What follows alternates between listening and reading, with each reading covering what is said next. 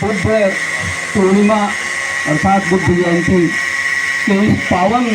अवसर पर आज हम अपने साथी मित्रों के साथ जो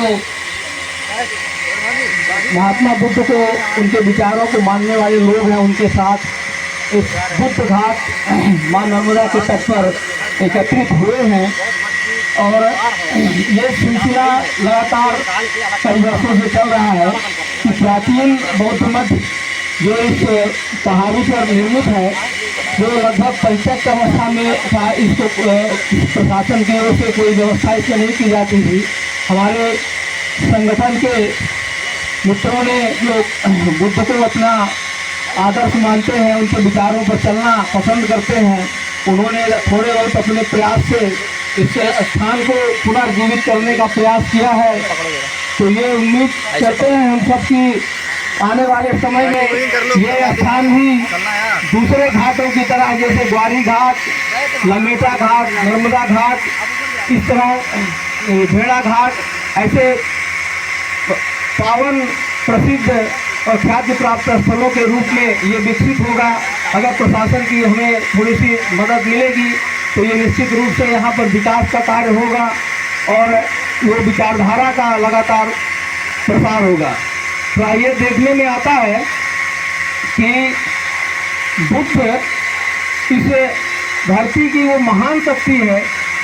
जिसने अपनी विचारधारा से पूरी दुनिया में भारत का नाम रोशन किया और पूरे दुनिया को बुद्धमय बनाया। चीन, जापान, रूस, ताइवान, टोक्यो, यहाँ तक कि दुनिया के लगभग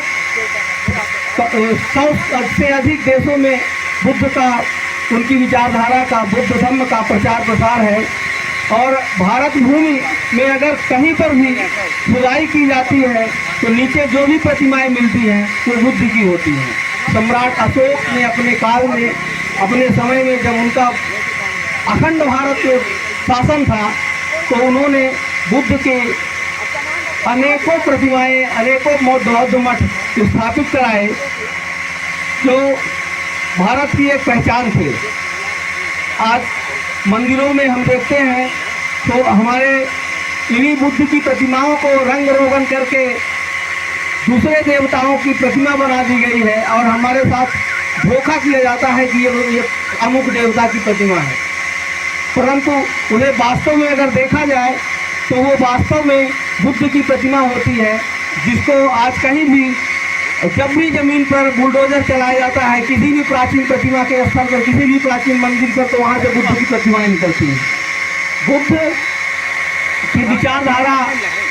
एक समतावादी विचारधारा है, जिसके आधार पर बाबा साहब अम्बेडकर ने संविधान की मूल भावना को आगे बढ़ाते हुए संविधान में जो रचना की, वो बाबा साहब ने बुद्ध की विचारधारा को ही संविधान में रखा। बाबा साहब ने इनके